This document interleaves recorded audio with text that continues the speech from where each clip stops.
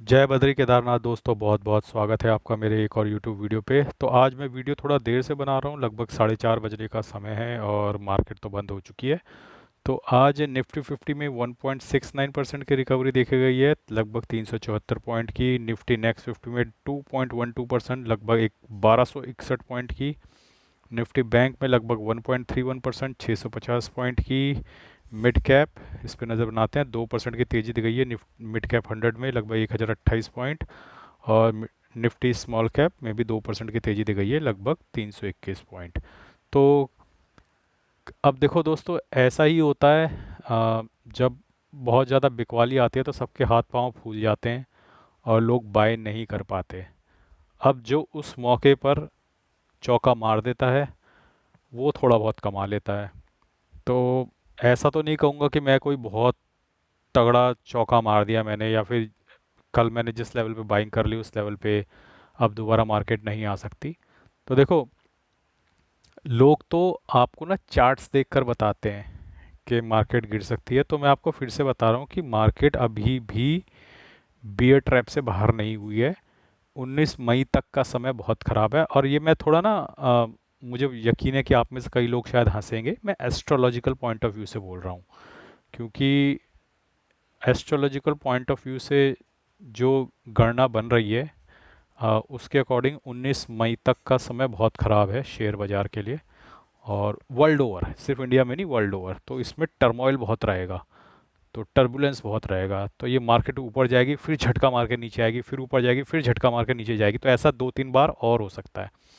तो जिन लोगों ने कल बाय कर लिया, एक अच्छे लेवल पे बाइंग थी। देखो, मैंने तो बाय किया है, मैंने आपको दिखाया भी था, मैंने 25,000 के म्यूचुअल फंड बाय कर लिए। वो मुझे अच्छे लेवल पे मिल गए और आज ही उनमें 2% का मुनाफा भी हो गया। और प्लस मैंने कुछ बाइंग करी थी, वो बाइंग मैंने कल ही बेच दी थी। जो मैंने आपको सुबह ईटीएफ्स वगैरह दिखाए थे, वो लगभग 600-700 रुपये के मुनाफा में मैंने बेच दिए थे। 20,000 रुपये लगाए थे, 600 रुपये कमाए और कल ही शाम को बेच दिए, क्योंकि मुझे इस मार्केट की रैली पे कतई भरोसा नहीं है। तो मैं ना कोई एनालिस्टों को देखता हूँ, ना मैं कोई न्यूज़ चैनल देखता हूँ, मैं अपना अलग से खुद ही करता हूँ। तो और मैंने आपको पहले भी बताया हुआ है कि मैं शेयर्स और ईटीएफ में T20 खेलता हूँ, मैं ज़्यादा लॉन्ग होल्ड नहीं करता। लेकिन फिर भी मैं इतना ट्रैप हो रखा हूँ कि जो आप में शून्य प्लेटफॉर्म अभी मैं दिखाऊंगा, वहाँ पे कई सारे शेयर्स मेरे ट्रैप हो रखे हैं। तो हो जाता है यार, मतलब इतना बेस्ट मैं भी नहीं हूँ। मैंने अपनी स्ट्रेटजी में थोड़ा बदलाव किया है कि अब मैं जो शेयर्स और ईटीएफ में ख़रीदता हूँ उसका प्रॉफिट लेके ज़्यादा दिन बैठूंगा नहीं, जब तक ये मार्केट स्टेबल नहीं होती। तो मेरा सिंपल सा फंडा है, सुबह लिए, शाम को बेच दिए।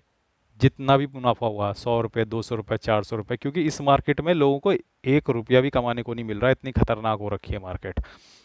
कितने लोगों ने कल बाइंग किया होगा और प्रॉफिट कमाया होगा? अगर किया होगा तो बिल्कुल बहुत लकी हैं, हालांकि मुझे नहीं लगता कि बहुत सारे लोग ऐसा कर पाए होंगे। अब समस्या ये है कि बहुत कम लोग कल बाइंग कर पाए, ठीक है। और मेरी एसआईपी भी चल रही थी, तो लकीली मेरी एसआईपी जो चल रही थी म्यूचुअल फंड में, उसमें भी करीबन 7-8 हज़ार की बाइंग हुई है। और 25,000 की मैंने लमसम किया है कल म्यूचुअल फंड में। तो मैंने लगभग 32-33 हज़ार की बाइंग कर ली कल के लेवल पे, जो एक अच्छा लेवल था। 22,100 के आसपास का वो लेवल था और अच्छे लेवल पे बाइंग हो गई। और जो लोग नहीं कर पाए, मैं एक बार फिर से बता दूं कि आप अपना दिल छोटा मत करो, ऐसे मौके अभी और आने हैं। तो क्योंकि टर्बुलेंस अभी जारी रहेगा। और मैं एस्ट्रोलॉजिकल पॉइंट ऑफ व्यू से बोल रहा हूँ, ठीक है, ज्योतिष गणना के हिसाब से बोल रहा हूँ।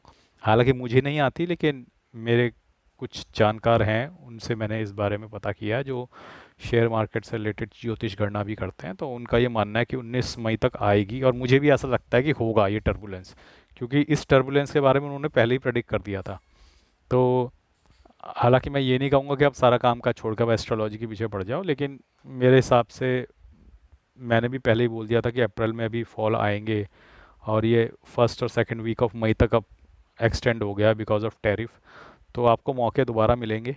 आप देखो, ऐसी मार्केट में पैसा कमाना बहुत मुश्किल है, ठीक है। आपको सिस्टमेटिकली ही इन्वेस्ट करना पड़ेगा, क्योंकि जब तक आप रिएक्ट करते हो, देखो कल क्या था, कल मार्केट एकदम नीचे गई थी, सबके हाथ पांव फूल रखे थे। कोई इन्वेस्ट कर पाया? बहुत कम लोग इन्वेस्ट कर पाए, ठीक है। जो कर पाए, बस वही गिने चुने लोग ने ठीक लेवल पे बाइंग कर ली। जो नहीं कर पाए वो दिल छोटा ना करें, दोबारा मौके आएंगे। हमने कल जिस लेवल पे बाइंग कर ली, हो सकता है उससे नीचे मार्केट मिल जाए।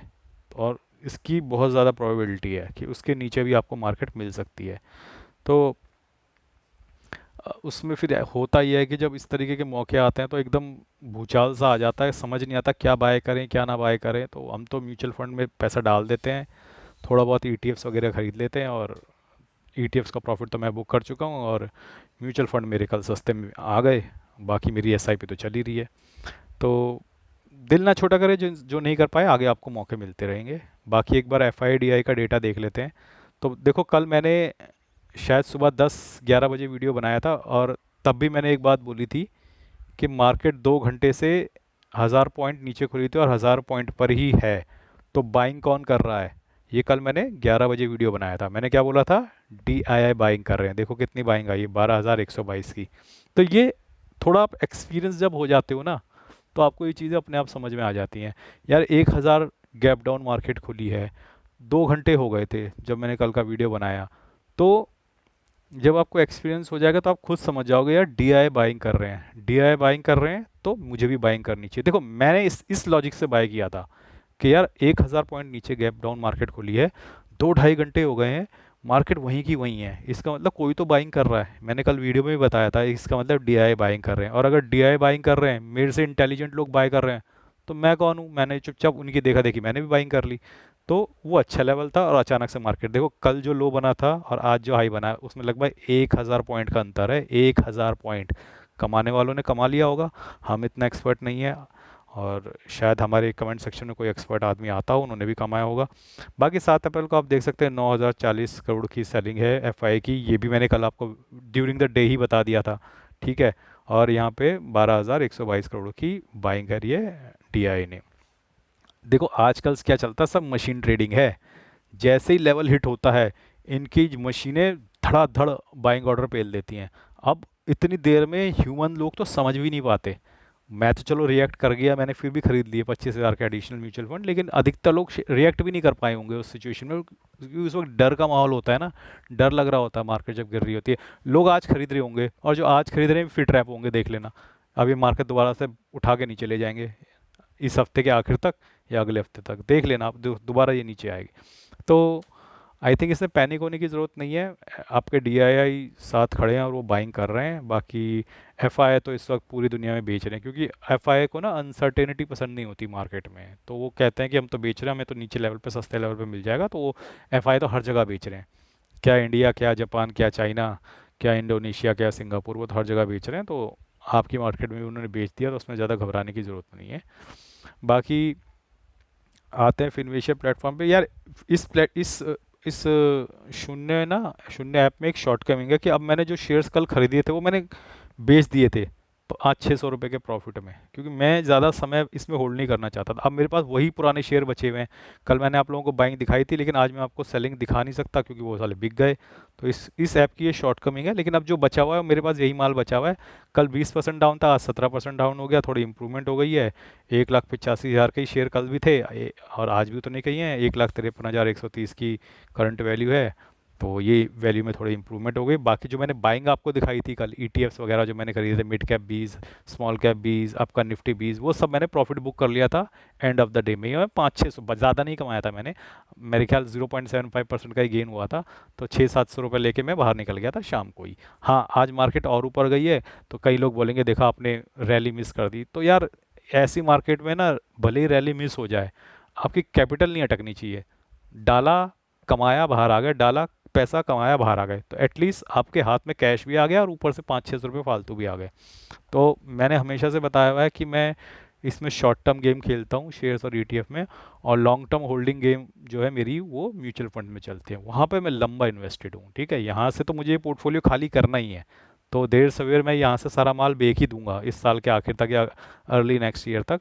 और म्यूचुअल फंड्स में मेरी लंबी गेम चल रही है 15 साल तक की, 20 साल तक की, तो वहाँ पे मैं लॉन्ग इन्वेस्टेड हूँ। तो टेस्ट मैच अपने को म्यूचुअल फंड में खेलना है, यहाँ पे मुझे कोई टेस्ट मैच नहीं खेलना है शेयर्स में। यहाँ तो मैं मुफ्तखोरी, मतलब मुनाफाखोरी के लिए आता हूँ, जैसे थोड़ा बहुत मुनाफा होता है निकल जाता हूँ। ऐसी मार्केट में मुनाफा लेकर ज़्यादा देर बैठना बेवकूफ़ी है।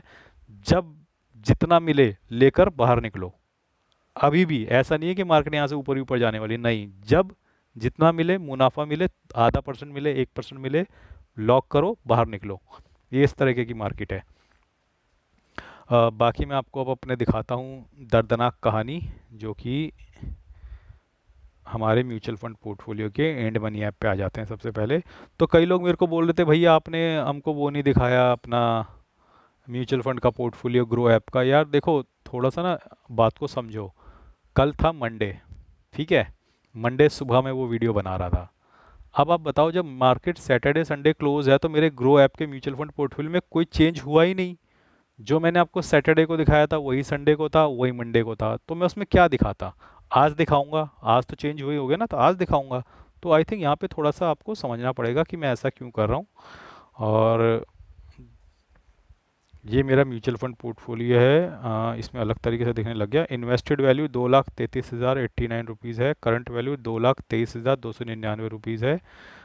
कल ये पोर्टफोलियो 3% से गिरा है, आप यहाँ पे देख सकते हैं। 7,072 रुपये का नोशनल लॉस हुआ है। ओवरऑल ये पोर्टफोलियो 4% डाउन हो गया है और 9,789 रुपीज़ का इसमें लॉस चल रहा है। अब आप ये देख लीजिए कि पराग पारिक में कल 614 रुपये का नुकसान हुआ है, और पराग पारिक वाला म्यूचुअल फंड 3.42% डाउन हो गया। निपॉन इंडिया लार्ज कैप में 942 रुपये का नुकसान हुआ है, ये 2.89% डाउन हो गया है। आईसीआईसी प्रूडेंशियल ब्लू चिप में भी 868 का नुकसान हुआ है, ये 2.66% डाउन हो गया है।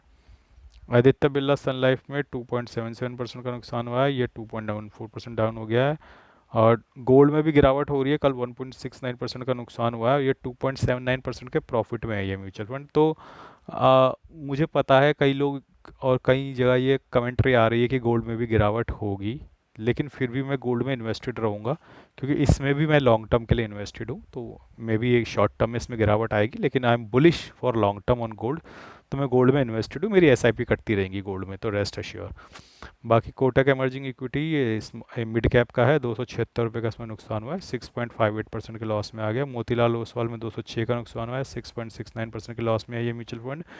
Nippon India growth fund mid cap का 270 का नुकसान हुआ है, 4.58% के लॉस में। एडलवेस स्मॉल कैप 263 रुपये का इसमें नुकसान हुआ है, 5.58% के लॉस में है। कोटक स्मॉल कैप में 267 का नुकसान हुआ है। H D S B C small cap में 313 का 7% का नुकसान में आ गया H S B C small cap.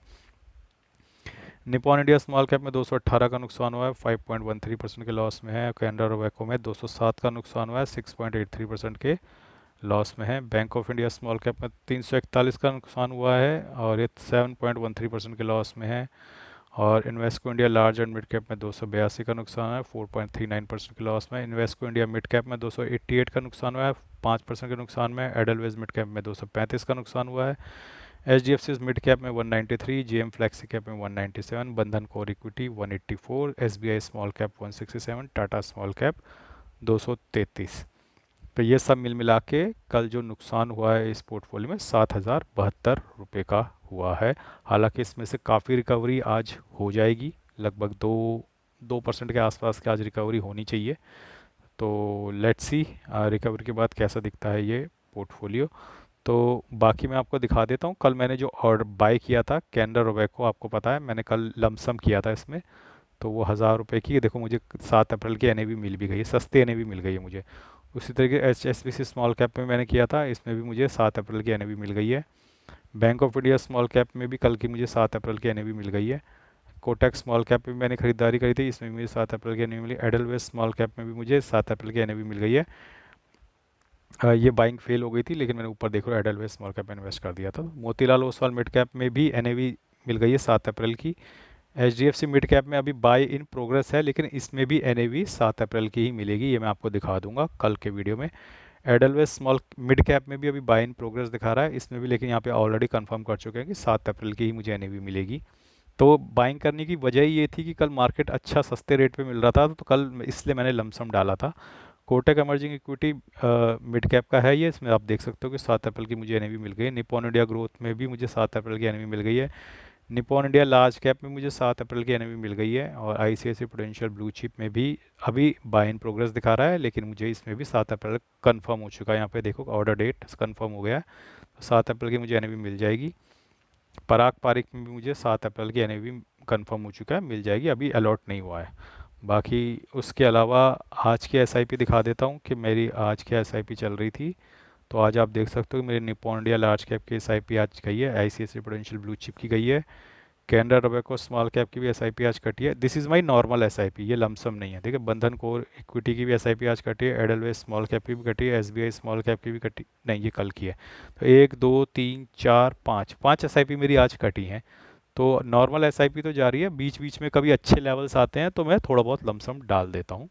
तो एसआईपीज चालू हैं, डबल कर रखी हैं, उसमें कोई दिक्कत नहीं है, क्योंकि इस लोअर फेस में आपको ज़्यादा से ज़्यादा यूनिट्स बाय करनी है। तो इसी ऑब्जेक्टिव के साथ मैं लगातार बाइंग कर रहा हूँ। तो ये तो हो गई इंड मनी आपके म्यूचुअल फंड पोर्टफोलियो की बात। बाकी कल एक हमारे दर्शक हैं जो कंप्लेंट कर रहे थे कि ग्रो का पोर्टफोलियो क्यों नहीं दिखाया, तो कुछ चेंज हुआ ही नहीं था तो दिखाया नहीं था। आज चेंज हुआ है तो दिखाता हूँ। देखो वहाँ पे भी बड़ी मोटी चपत लगी है मुझे कल, 3.36%, लगभग 82,000 का नोशनल लॉस हुआ है।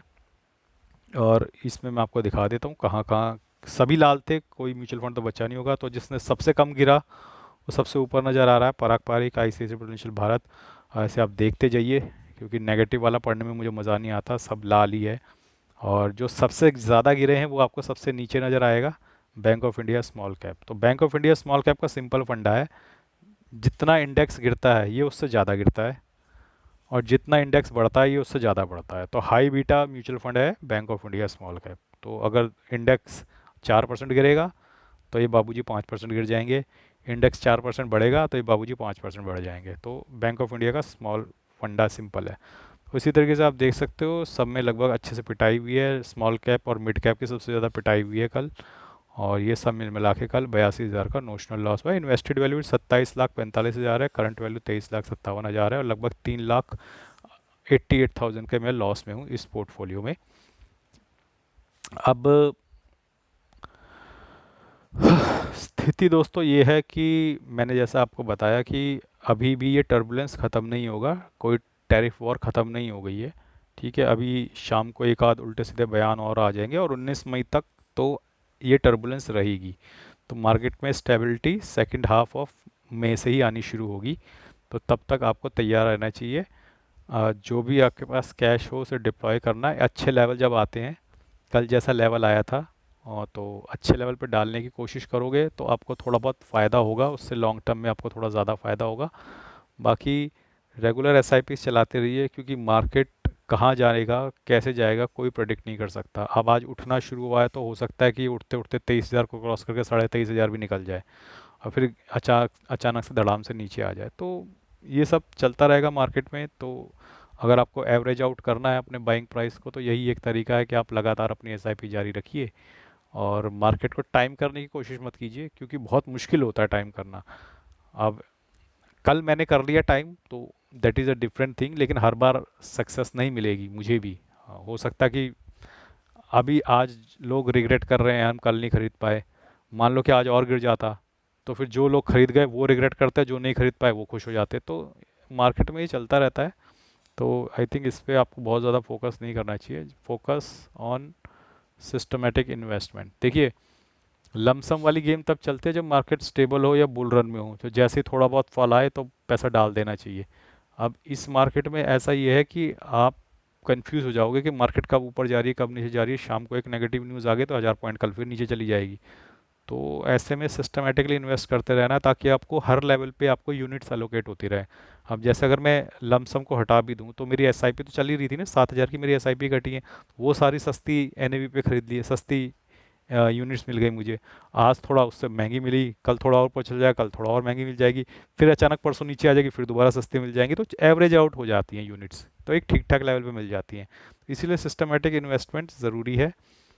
हाँ, जब अलग तरीके की मार्केट आती है, bull bull run type market आती है, उस वक्त आप थोड़ा फॉल बाय द डिप वाली गेम खेल सकते हो। तो आई थिंक मैंने अपने सारे पोर्टफोलियो आपको दिखा दिए हैं। थोड़ा बहुत प्रॉफिट मुझे कल हो गया ईटीएफ्स और शेयर्स में, वो मैं बेच चुका हूँ। बाकी अच्छे लेवल पे मैंने कल बाइंग कर लिया है म्यूचुअल फंड्स की। बाकी मेरी लगातार एसआईपी जारी हैं, और लगातार सफ़र में लोग कम होते जा रहे हैं, जैसा कि मैंने आपको कल बताया था। और देखिए समस्या ये है कि जो लोग हमारे साथ जर्नी में जुड़े हुए थे, वो जुड़े रहे हमारे साथ 2 महीने 4 महीने 6 महीने, अब उन्होंने अचानक से बेच दिया है। अब वही लोग आके कमेंट करके बाकियों का भी भरोसा तोड़ेंगे। तो आप मेरी वीडियोस में कहीं कमेंट देख रहे हो कई लोगों के आके, जो आके बोल रहे कि बेच दो बेच दो, मैंने भी परसों बेच दिया। तो ऐसा होगा, और ऐसा नहीं कि वो लोग गलत हैं, उनका एक थॉट प्रोसेस है, वो इस जर्नी से बाहर हुए हैं। मैं भी हुआ था एक ज़माने में कुछ किसी जर्नी से बाहर, तो ठीक है यार, ऐसा नहीं है वो लोग गलत हैं, सबकी अपनी अपनी मजबूरियाँ होती हैं। किसी को पैसे की ज़्यादा ज़रूरत होती है, किसी को एनजाइटी ज़्यादा होती है, किसी का माइंड इतना कंट्रोल ही नहीं कर पाता फ्लक्चुएशंस को। तो सबका अपना अपना तरीका है मार्केट में बने रहने का, मार्केट से खेलने का। कोई एफडी में सुकून पाता है, कोई शेयर बाज़ार में सुकून पाता है, कोई पीएफ में सुकून पाता है, कोई एनपीएस में सुकून पाता है। तो जिसको जहाँ सुकून मिले वहाँ पे इन्वेस्ट करें। और कोई गलत कोई सही नहीं है। हर बंदा शेयर बाज़ार में ही पैसा लगाए ये ज़रूरी नहीं है। कुछ लोग एफडी भी करेंगे डेफिनेटली, कुछ लोग गवर्नमेंट सिक्योरिटीज़ डेट उनमें भी इन्वेस्ट करेंगे, कुछ लोग डिवेंचर्स भी खरीदेंगे, कुछ डेट फंड और इक्विटी का कॉम्बिनेशन भी खरीदेंगे। हर तरीके के लोग होने चाहिए मार्केट में, बिल्कुल सही बात है। लेकिन अब मैं तो इस सफ़र में बहुत आगे निकल चुका हूँ, काफ़ी पैसा मैं इन्वेस्ट कर चुका हूँ, मेरा पोर्टफोलियो भी आप देख रहे हो कि लॉस में है। और मेरे को तो लगातार बाइंग करनी है इस गिरती हुई मार्केट में, भले ही इस पूरा साल मार्केट ना रिकवर हो, 26 में ना रिकवर हो, मुझे बाइंग करते रहनी है। क्योंकि ऐसा फेस मैंने पहले भी देखा हुआ है। 2008 में जब मार्केट गिरी थी, 2008 9 10 ये सब रिकवरी में निकल गया था। और लेकिन मैंने इन्वेस्टेड रहा था, फिर बाद में जब रिकवरी आती है तो वो लोअर फेस में खरीदी हुई सस्ती यूनिट्स फिर आपको बहुत अच्छा तगड़ा मुनाफा देती हैं। तो लोअर फेस जितना लंबा चलेगा उतना ही तगड़ा आपको आगे जाके गेन होगा, ये भी ध्यान रखना। क्योंकि वेल्थ कभी भी बुल मार्केट में बनती नहीं है, वेल्थ हमेशा बनती है बियर मार्केट में, जब मार्केट गिरी हुई हो। जब आप सस्ती मार्केट में लगातार सस्ते लेवल पे यूनिट्स खरीदते जाते हो, और फिर इवेंचुअली 1 साल 2 साल बाद जब मार्केट ऊपर निकलती है, तब आपको लगता है यार मैंने कुछ बना लिया। ठीक है, इस बीच जर्नी बहुत मुश्किल होती है। मैंने पहले भी बताया था कि सिर्फ 3% लोग ही 5 साल से आगे निकलेंगे इस जर्नी में। ठीक है, उस वक्त तो काफ़ी लोग आके कमेंट करते थे नहीं भैया ऐसी कोई बड़ी बात नहीं, हम तो टिके रहेंगे। तो अब आप देखो कि काफ़ी सारे लोग बाहर हो चुके हैं, अब बहुत कम लोग बचे हैं, और आगे इनमें अभी और टूटेंगे, अभी और हिम्मत टूटेगी, अभी एक तगड़ा फॉल और आ जाएगा, 21,000 तक मार्केट चली जाएगी।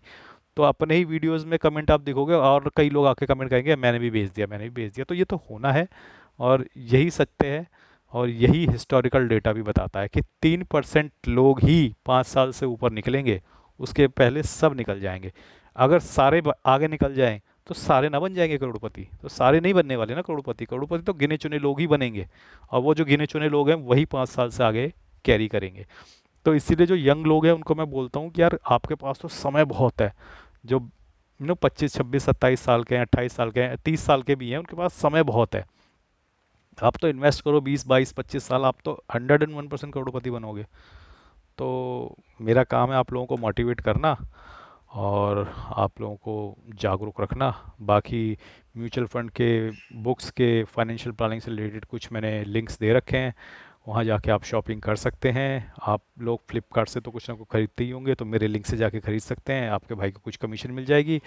ट्रांसपेरेंसी रखने के लिए मैं आपको एडवांस में ये सब बता भी देता हूँ। तो आज के लिए बस इतना ही, धन्यवाद, गुड बाय, जय बद्री केदार।